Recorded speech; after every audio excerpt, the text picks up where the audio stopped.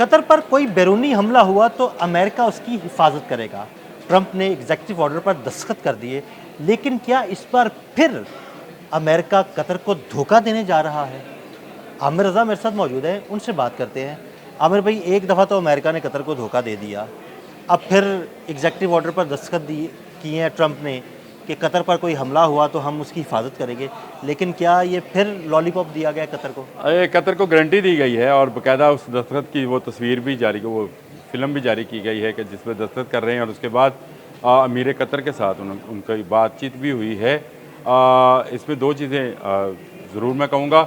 एक तो भगत कबीर बड़ा खूबसूरत जुमला कह गए और उन्होंने कहा था कि सारा जाता देखियो तो आधा लियो बचा। पहली बात तो ये है कि सारा जाता देख रहे थे कि पूरे का पूरा मिडल ईस्ट जो है वो पाकिस्तान की झोली में गिर जाएगा, क्योंकि उसका सबसे बड़ा मुल्क जो है, सबसे अमीर मुल्क और सबसे बड़ा मुल्क जो है सऊदी अरब चला गया है। और इसके बाद उम्मीद ये है कि कतर भी चला जाएगा। ईरान का बयान भी आ गया कि वो पाकिस्तान के साथ एक ऐसा दफ़ाई मुआहदा करने जा रहे हैं जिससे एक पर हमला दूसरे पर हमला तस्वर हो सकता है। ये अमेरिका के लिए बड़ा अलार्मिंग था। आपने और मैंने एक इस पर व्लॉग भी किया था कि शायद पाकिस्तान का एक फ़ौजी अड्डा जो है वो कायम किया जाएगा और अमेरिका को वहाँ से देश निकाला दे दिया जाएगा। ये बड़ी ख़तरनाक सिचुएशन थी अमेरिका के लिए, क्योंकि अमेरिका का खलीज में सबसे बड़ा फ़ौजी अड्डा जो है वो कतर में है, इसराइल में भी नहीं है, बिल्कुल कतर में है। और उसमें मैंने पहले भी आपको तफसीलात बताई थी कि उसमें 10,000 के करीब उसके मरीज़ जो हैं वो मौजूद हैं। उस वहाँ पर अर्ली अलार्मिंग सिस्टम जो हैं वो मौजूद हैं, ऐसे रडार्स मौजूद हैं जो एक परिंदे को भी कैच करके उसको जलाकर भस्म कर सकते हैं।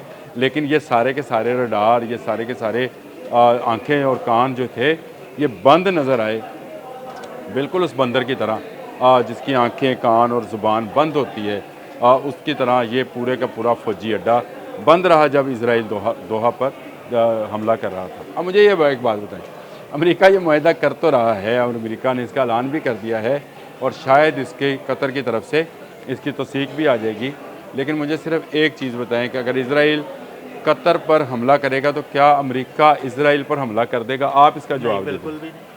क्योंकि इसराइल भी उसका अलाई है ऐसे ही और उसका अलाई इस तरह से है कि वो पूरी दुनिया को वीटो की पावर दिखाता है जब इसराइल पर बात आती है, और पूरी दुनिया एक तरफ और उसके लिए इसराइल एक तरफ है।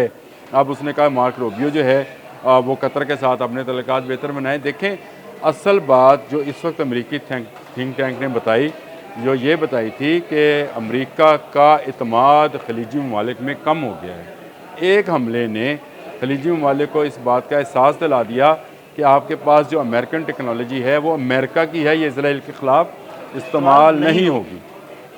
जब भी इसराइल चाहेगा कतर पर हमला करेगा। ये कोई इसराइल ने तो लिख के नहीं दिया ना, ये तो एक बयान दिया नेतन्याहू ने कि मैं माजरत करता हूँ कतर से कि मैंने उस पर हमला किया। तो भाई आपकी माजरत से का क्या लेना देना? अगर कतर किसी दूसरे मुल्क के साथ मुआहदा करता है अपने दिफा के लिए, उस पर हमला किया जाएगा तो वो अपना दिफा करेगा ना। लेकिन इससे पहले कि कतर पाक सऊदी मुआहदे के अंदर शामिल होता, अमेरिका ने ये एक नई चाल चली, यानी वही शिकारी पुराना जाल नया है। और उसमें ये कहा जा रहा है, अब ये भी आप एक बात ज़हन में रखें कि अमेरिका जैसा मुल्क पाकिस्तान जैसे मुआहदे को फॉलो कर रहा है, एक पर हमला दूसरे पर हमला तस्वर होगा और मुआशी पाबंदी मजाक भी है, मुआशी पाबंदियों से आगाज़ किया जाएगा और टैरिफ लगाया जाएगा और अगर ज़रूरत पेश हुई तो उस पर फौजी कार्रवाई भी की जाएगी। यानी जब अटैक होगा, इसराइल अटैक करेगा तो उसके खिलाफ किसी किस्म की कार्रवाई नहीं की जाएगी। उसके बाद इसके वो जो है उसकी आनियाँ जानियाँ देखिएगा। हाँ जी, बिल्कुल। वो जैसे किसान ने, वही उसी तरह ही वो जाल में फंसाने की कोशिश है। किसान ने एक बंदर से कहा था कि मेरे बैल का ज़रा ध्यान रखना, मैं आता हूँ खाना खाकर।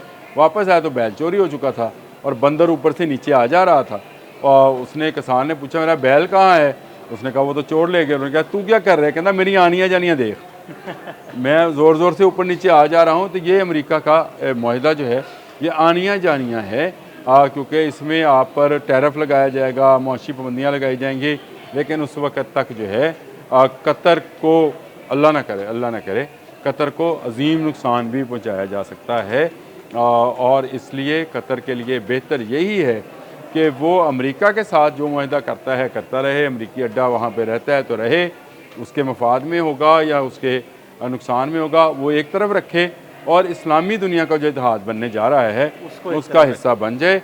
नेटो की तरह इस्लामी ममालिक एक के बाद एक ही माहदे में जुड़ते चले जाएँ, तो मेरा ख्याल है 1 और 1 11 हो जाते हैं। ये अगर साथ शामिल होंगे तो दूसरे अरब ममालिक भी जो हैं वो इस माहदे के अंदर शामिल होंगे, और इनके माहदे में शामिल होने से इज़राइल को अपनी जारहाना पॉलिसी जो है उसको बदलना पड़ेगी। यानी वो फिर इस्लामी ममालिक की तरफ नहीं देखेगा। अभी वो सिर्फ गज़ा पर जुल्म ढा रहा है, लेकिन अगर आप इसी तरह अमेरिका पर रिलाई करते रहे या उस पर एतमाद करते रहे तो फिर आपका कौन होगा। अमेरिकी सदर तो ये कह रहे हैं कि उनकी गारंटी है कि अब कतर पर हमला नहीं होगा, लेकिन अमेरिकी सदर की गारंटी कौन देगा। बात तो ये है, कल को आप कहें अच्छा मुझे तो पता नहीं चला, जैसे आपने पहले कहा कि मुझसे तो पूछा नहीं गया था हमला करते हुए। आमिर भाई, ये पहले भी तो यही गारंटी थी ना कि कतर पर कोई हमला करेगा तो हम उसका दिफा करेंगे। तो किया भी इन्होंने। खैर कतर पे वो जो मिसाइल ईरानी गया था उसको इन्होंने इंटरसेप्ट भी किया था, लेकिन जब इसराइल ने अटैक किया तो उसका तो कुछ नहीं किया और इसका इन्होंने कुछ नहीं किया। और अब ये कहने की गारंटी है हमारी, तो मुझे ये बताएं इनकी गारंटी कौन देगा। यानी अमेरिकन की गारंटी कौन देने जा रहा है, कौन दे सकता है, क्योंकि ये एक पल में तोला पल में माशा हो जाएंगे। कतर हरगिज़ इस जाल में ना फंसे, वो इस्लामी इत्तेहाद की तरफ आए। ये उसके मुल्क, उसके अवाम, उसकी दौलत, उसकी बका के लिए ज़रूरी है कि वो अमेरिका को भी नाराज़ ना करे। हम नहीं चाहते हैं कि अमेरिका को नाराज़ करें, लेकिन इस्लामी इत्तेहाद में भी शमूलियत अख्तियार करें और अमेरिका के अलावा भी दिफाई ऑप्शन को मद्देनज़र रखें। क्योंकि अगर सिर्फ अमेरिका पर रिलाई किया तो अमेरिका का ज़्यादा जदीद असला जो है वो इज़राइल के पास है, कतर के पास नहीं। और जो है भी उसको आप इज़राइल के ख़िलाफ़ इस्तेमाल नहीं कर सकते हैं, क्योंकि इज़राइल जब चाहेगा हमला करेगा। डोनाल्ड ट्रंप की तरफ से या वाइट हाउस की तरफ से या उस वक्त जो भी प्रेसिडेंट हुए उनकी तरफ से एक बयान आएगा कि हमसे तो पूछा नहीं गया, अब हम देखते हैं कि क्या करते हैं। देखें, हम इज़राइल के साथ मुज़ाकरात की टेबल पर आते हैं, जिस तरह से वो गज़ा और फ़लस्तीन के मामले पर कर रहे हैं, फिर निकात ही सामने आएंगे। आपका मुल्क जो है वो हमेशा एक थ्रेट के अंदर रहेगा, जो कि इज़राइल का थ्रेट होगा। उससे बचने का तरीका एक ही है कि सऊदी पाक माहदे की तरह आप भी एक माहदा पाकिस्तान के साथ कर लें। बिल्कुल, बहुत शुक्रिया आमिर भाई। जी बिल्कुल, आमिर रज़ा ने बड़ी तफसील के साथ आपको इस इशू के बारे में बताया। अदील अहमद और आमिर रज़ा को इजाज़त दीजिएगा। अल्लाह हाफ़िज़। कतर हरगिज़ इस जाल में ना फंसे, वो इस्लामी इत्तेहाद की तरफ आए। ये उसके मुल्क, उसके अवाम, उसकी दौलत, उसकी बका के लिए ज़रूरी है कि वो अमेरिका को भी नाराज़ ना करें। हम नहीं चाहते हैं कि अमेरिका को नाराज़ करें, लेकिन इस्लामी इत्तेहाद में भी शमूलियत अख्तियार करें और अमेरिका के अलावा भी दिफाई ऑप्शन को मद्देनज़र रखें। क्योंकि अगर सिर्फ अमेरिका पर रिलाई किया तो अमेरिका का ज़्यादा जदीद असला जो है वो इज़राइल के पास है, कतर के पास नहीं। और जो है भी उसको आप इज़राइल के ख़िलाफ़ इस्तेमाल नहीं कर सकते हैं।